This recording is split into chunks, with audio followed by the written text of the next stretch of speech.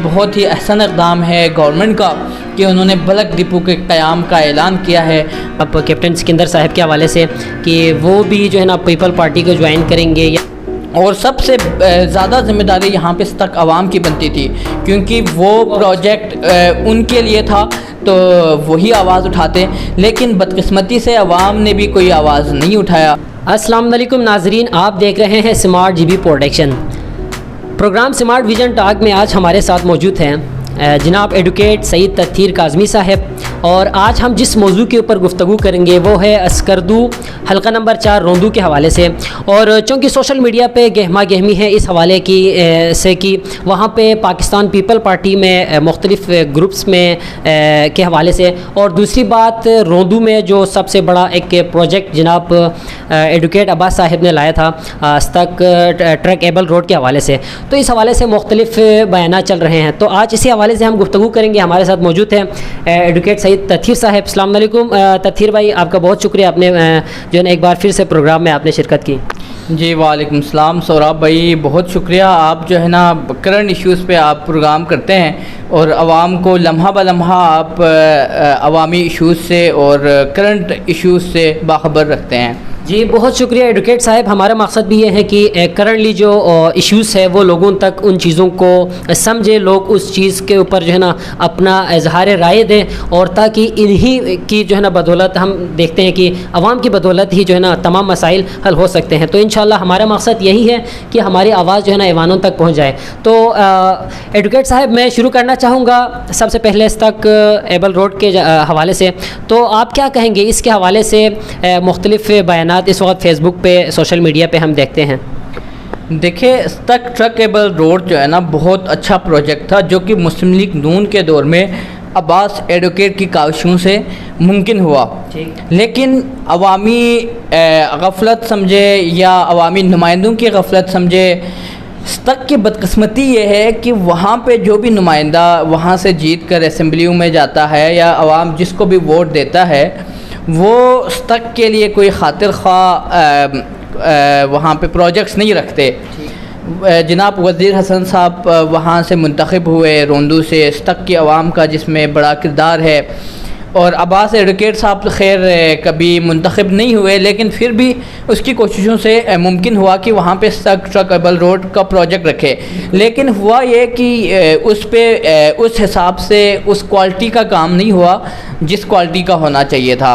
लेकिन अगर यहाँ पे हम देखें रोंदू से एडवोकेट साहब ने एक बहुत अच्छी काविश थी कि वो नहीं जीते थे, लेकिन उसके बावजूद भी उन्होंने ये प्रोजेक्ट तो लाया है कि उन्होंने एक इंटरव्यू में भी कहा था, और उनका ये कहना है कि इसमें तकरीबन उन्होंने कोई करप्शन नहीं की। देखिए, ये अल्लाह जानता है और वो ख़ुद जानता है, इस तक की आवाम जानती होगी कि उसने करप्शन की या नहीं की। उसका काम था प्रोजेक्ट लाना, और मेरा ख़्याल है कि उस पर आवाम को अवामी प्रेशर डेवलप करना चाहिए था, और उसकी क्वालिटी को उनको चेक एंड बैलेंस के लिए एक कमेटी बनानी चाहिए थी। मेरा ख़्याल है उन्होंने बनाई भी होगी, लेकिन उस हिसाब से काम नहीं हुआ। मैं ख़ुद जो है 2 से 3 दफ़ा उस रोड पर ट्रेवल कर चुका हूँ, जहाँ पे नाला आता है वहाँ से पानी अक्सर एक जगह पे तो मैंने देखा है कि पानी जो है ना रोड के अंदर ऊपर तक पानी भरा होता था, और गाड़ियों को वहाँ से गुजरने में काफ़ी मुश्किलात थी। और जहाँ पे दीवारें लगाई गई थी वो भी उस मेयार की नहीं लगाई हुई, और मोड़ वगैरह उस हिसाब से नहीं उन्होंने डेवलप किए। तो मेरा ख़्याल है कि जिस हिसाब से काम होना चाहिए था उस हिसाब से नहीं हुआ। तो इस पे आवाज़ उठाना अपोजिशन का काम था। उस वक्त अवामी नुमाइंदा कैप्टन सिकंदर साहब असम्बली में मौजूद थे, उसका काम था कि वो उसके चेक एंड बैलेंस को यकीनी बनाते, और सबसे ज़्यादा ज़िम्मेदारी यहाँ पे तक आवाम की बनती थी, क्योंकि वो प्रोजेक्ट उनके लिए था तो वही आवाज़ उठाते, लेकिन बदकिस्मती से आवाम ने भी कोई आवाज़ नहीं उठाया। तो उसका नतीजा जो है ना सड़क की ख़राबी है। ठीक, अगर हम देखें तो तक यूथ फोरम के जनरल डिप्टी सेक्रेटरी तकरीबन सुहेल मिर्ज़ा ने एक पोस्ट किया था कि ये जो है ना तक ट्रैक एबल रोड के हवाले से कि वो कह रहे थे कि जनाब जो है ना एडवोकेट साहब का एक हम शुक्रिया अदा करते हैं कि एक बहुत बड़ा प्रोजेक्ट लाया, लेकिन इसकी जो है ना तामीर से लेके अब तक खामोश रहे हैं।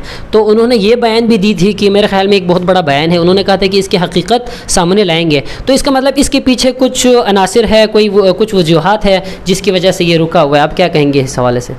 देखिए, स्तक यूथ फोरम एक एक्टिव तंजीम है। मेरा ख़्याल है कि स्तक यूथ फोरम को उस हिसाब से किरदार अदा करना चाहिए था, उन्होंने नहीं किया। तो बहुत अच्छा बयान है अगर उसने ये बयान दिया है। तो अगर उसके पास कोई सबूत है करप्शन के या इसमें किसी कोताही की कोई वजह है, अगर उसके पास सबूत मौजूद है तो उसको पब्लिक कर लेना चाहिए। और जो किरदार इसमें मुलविस है इसकी ख़राबी में, तो उनको बेनकाब करने की ज़रूरत है ताकि आवाम जाने कि कौन स्तक की मफाद के लिए काम कर रहा है और कौन नहीं कर रहा। इसमें रिकॉर्ड बने हुए हैं। तो अवामी प्रोजेक्ट है, आवाम के लिए आए हुए प्रोजेक्ट्स पे अगर कोई करप्शन करता है तो उनको सज़ा मिलनी चाहिए। ठीक, अच्छा एडवोकेट साहब, हम दूसरे मौजू की तरफ आते हैं। रोंदू में एक जो है ना शोर मचा हुआ है कि पाकिस्तान पीपल पार्टी मुख्तलिफ ग्रुप्स में, तकरीबन 3 ग्रुप्स में तकसीम हो गए कह के। सोशल मीडिया पे हम ये भी देखते हैं कि एक वज़ीर हसन साहब का उन्होंने एक पिक्चर जो कि ज़्यादा हाईलाइट हुआ था कि वो अपने किसी जो है ना जियालों के साथ पीपल पार्टी के पुराने, तो उस तस्वीर को लेके लोग उसके ऊपर ज़्यादा कमेंट कर रहे हैं, उनके ऊपर तंज कर रहे हैं कि फिर से पीपल पार्टी में वो आ रहे हैं। तो इस हवाले से आप क्या कहेंगे? देखिए, ग्रुपबंदी के हवाले से मैं आपको बता दूं कि हर पार्टी में ग्रुपबंदी होती है और ख़ुसूसन गिलगित बल्तिस्तान में जहाँ पे शख्सियात को देखा जाता है तो वहाँ पे हर पार्टी में ग्रुपबंदी है। हर पार्टी के बंदे को की लॉबिंग करते हैं, उसके अपने बंदे होते हैं। तो पीपल्स पार्टी में अभी जहाँ तक मेरा ख़्याल है वज़ीर हसन साहब का कुछ पुराने जियालों के साथ उसकी मुलाकात की, तो होता ये है कि पार्टी के अंदर रहने के बाद जो है ना उनके आपस के पर्सनल ताल्लुकात भी होते हैं, तो उसके बेसिस पे भी उसने मुलाकातें की होगी। तो इसमें कोई ऐसी बड़ी बात नहीं है। अगर मुलाकातें हुई है तो वो एक प्राइवेटली और पर्सनल कैपेसिटी में मुलाकातें होती है, पार्टी के लेवल पे मेरा ख़्याल है मुलाकात नहीं हुई होगी। यहाँ पे एक मौजू ये भी है कि क्या मोहम्मद ख़ान वज़ीर साहब के हम देखते हैं कि एक स्ट्रॉन्ग उनके जो है ना अपोजिशन के तौर पे इस वक्त वो काम कर रहे हैं, लिहाजा एक एक्टिव हमें दिखाई दे रहे हैं। तो क्या इस टाइम पे हम देखेंगे, क्या ये हो सकता है कि मोहम्मद ख़ान वज़ीर जो है ना उनको वेलकम करेंगे या नहीं करेंगे, उनको पार्टी में आने देंगे फिर से? देखिए, एज अ पार्टी जो है ना मोहम्मद ख़ान वज़ीर की मेरा नहीं ख़्याल कि जो है ना वो किसी को आने देंगे या उसकी वजह से कोई पार्टी में नहीं आएंगे या उसकी वजह से कोई पार्टी छोड़ेंगे। इसका फ़ैसला सूबाई क़यादत ने करना है।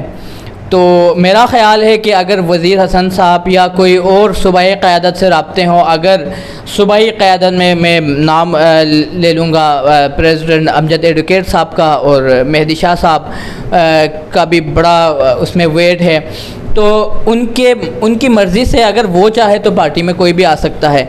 तो मोहम्मद ख़ान देखना यह है कि मोहम्मद ख़ान वज़ीर जो है ना कितनी कोशिश करते हैं रुकावट डालने की किसी को पार्टी में आने के लिए और किसी को पार्टी में आने से रोकने के लिए वो क्या करता है, उसके मफाद में क्या होगा और उसके मुखालफत में क्या होगा, ये देखना बहुत अच्छा, एक तीसरी जानिब ग्रुपबंदी में हम ये भी देखते हैं कि कैप्टन सिकंदर साहब के हवाले से कि वो भी जो है ना पीपल पार्टी को ज्वाइन करेंगे, या इस हवाले से आप क्या कहेंगे? देखिए, बिल्कुल सिकंदर साहब भी ज्वाइन कर सकते हैं। पॉलिटिकल एक्टिविटीज़ हर किसी की होती है और हर कोई इंडिपेंडेंट है कि वो किसी भी पार्टी में चले जाए। कैप्टन सिकंदर साहब के हवाले से काफ़ी सारे क़यासायां मौजूद है और देखना यह है कि उसके राइट हैंड जिसे समझा जाता है हाजी हुसैन तिरिको, जो कि बहुत मशहूर है कैप्टन सिकंदर के साथ उसके अच्छे ताल्लुकात है और उसके वोटर भी रहे हैं। तो मुख्तलिफ़ लोगों का ये भी कहना है कि वज़ीर हाजी हुसैन साहब को कैप्टन सिकंदर ने ही पीपल्स पार्टी में भेजा हुआ है। तो मेरा ख्याल है कैप्टन सिकंदर साहब चहलुम के बाद या सफ़र के बाद जो है ना पीपल्स पार्टी ज्वाइन कर रहे हैं। मैं भी अपने जो है ना कुछ ज़राए से मुझे मालूम हुआ है कि वो पीपल्स पार्टी ज्वाइन करने वाले हैं। अच्छा, ये एक बहुत बड़ी ख़बर है। तो अगर कैप्टन सिकंदर साहब ले लें, उसके अलावा मोहम्मद ख़ान वज़ीर साहब और अगर वज़ीर हसन साहब, अगर ये तीनों एक हो जाएं और पीपल पार्टी में आएँ तो मेरे ख़्याल में मौजूदा हुकूमत के लिए तो फिर और भी डिफ़िकल्टीज़ आएंगे। देखिए, हुकूमत के लिए डिफ़िकल्टीज एज सच कोई नहीं आएगी, क्योंकि होता ये है कि सारे इनएक्टिव लोग हैं। मुझे नहीं लगता कि वज़ीर हसन साहब किसी के लिए मुश्किलात पैदा करेंगे, कैप्टन सिकंदर साहब किसी के लिए मुश्किलात पैदा करेंगे, या मोहम्मद ख़ान वज़ीर साहब किसी के लिए मुश्किलात पैदा करेंगे। वो लोग उनके साथ इस वक्त इस सिचुएशन में उनके साथ आवाम भी नहीं है और इस पोजीशन में भी नहीं है कि वो किसी के लिए मुश्किलात खड़ी करे। तो इन तीनों के एक या अगर और भी लोग इनके साथ मिल जाएं तो हुकूमत के लिए मेरा नहीं ख्याल कि कोई मुश्किलात खड़ी कर सकता है।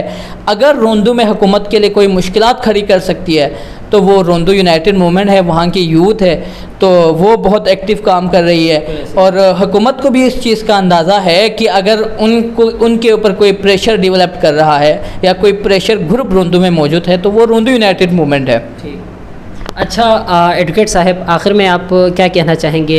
तहरीक इंसाफ के हवाले से भी हमने इस बार बहुत से जो है ना उन्होंने ऐलानात किए, और अगर बात करें बल्तिस्तान रीजन में ऑयल डिपो के हवाले से तो क्या कहना चाहेंगे? ये बहुत एक अच्छा इक़दाम है।